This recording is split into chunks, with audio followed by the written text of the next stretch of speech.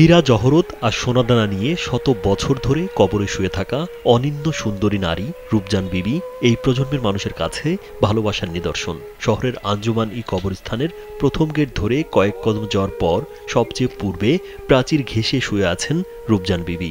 মারা যাওয়ার সময় ওনার সোনা দানা টাকা পয়সা ওনারও যা ছিল, ওনার স্বামীরও যা ছিল, এখন সম্পূর্ণ একবারে করে দিচ্ছে আর কি, কবরস্থানে দিয়ে দিচ্ছে। কবরে শ্বেত পাথরে লেখা রয়েছে, সংসারের প্রান্ত ভাগে লোভিয়া জনম, দিন বেশে ছিল উচ্চ প্রণয় বৈভবে, প্রেমিকের অশ্রু জলে গাথায় সমাধি, হে প্রথিক কৃপা নেত্রে হেরিলে বারেক, ধন্য হবে শান্তি পাবে অন্তিম শয়নে। রূপজান বিবি ছিলেন আমার বাবার যে ফুফু আর কি, ছিল আমার বাবার দাদার বোন। তো সেই সূত্রে আসলে কালক্রমে জিনিসটা চাপা পড়ে গেছে, অনেকে জানে না বিষয়টা। তাজমহল গড়ে সম্রাট শাহজাহান ভালোবাসার অনন্য উদাহরণ সৃষ্টি করেছিলেন, তেমনি বগুড়ায় ৭ সমুদ্র ১৩ নদী পার হয়ে আসা ইংরেজ যুবক স্টেশন মাস্টারের স্ত্রী রূপজান বিবির সমাধিসৌধ তৈরি করে তার ভালোবাসার পরিচয় দিয়েছেন। বিবাহ করার পরে উনি যখন মারা যায় তখন ওনার যে ব্যবহৃত যে সোনা দানা যেটা ছিল ওটা সহ কফিন সহ ওখানে কবর দেয়। ইতিহাসবিদদের মতে ব্রিটিশ শাসনামলে বগুড়া রেলওয়ে স্টেশনের দায়িত্বে আসেন এক খ্রিস্টান ইংরেজ। কর্মজীবনে ভালোবাসেন বগুড়া সুন্দরী নারী রূপজান বিবিকে। প্রায় ১১০ বছর আগে রক্ষণশীল মুসলিম পরিবারের কুমারী কন্যাকে ভালোবেসে বিয়ে করাটা ছিল প্রায় অসম্ভব, কিন্তু ইংরেজের ভালোবাসার কাছে সবকিছু হার মানে।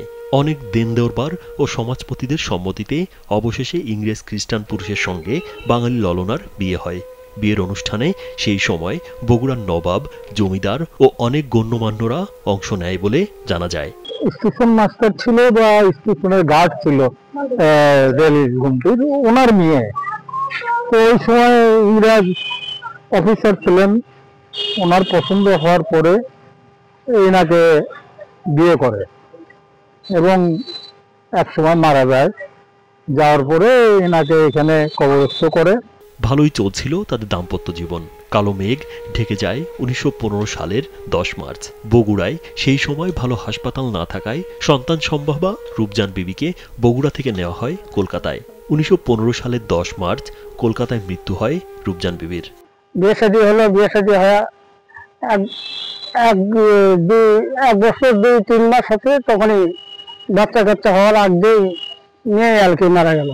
মৃত্যুর পর তার মরদেহ বগুড়া শহরের আঞ্জুমানি কবরস্থানের পূর্ব পাশে একখণ্ড জমি কিনে তাকে কবর দেন। রূপজান বিবিকে কবর দেওয়ার সময় তার ব্যবহৃত সোনার গহনা, হীরা জহরত কবরে রেখে দাফন করেন। এ খবর বগুড়ার অনেকের কাছেই জানা। ফলে ডাকাতরা কবরটি ভেঙে মূল্যবান সম্পদগুলো লুট করতে চেয়েছিল, কিন্তু কবরটি এতটাই শক্ত কংক্রিটের যে তারা সেটি ভাঙতে পারেনি। সেই সঙ্গে একটি দিঘি দখল করে রূপজানের নামে নামকরণ করেন। দুর্ভাগ্যবশত সেই দিঘিটি আর নেই। এরপর স্টেশন মাস্টারের আর দেখা পাওয়া যায়নি। বগুড়াবাসীর কাছে আমানত স্বরূপ তার স্মৃতি রেখে গেছেন ভালোবাসার নিদর্শন। তবে স্থানীয়রা কবরটি সংরক্ষণে প্রত্নতত্ত্ব বিভাগকে এগিয়ে আসার আহ্বান জানান। রাজীব বিশ্বাস, কালবেলা।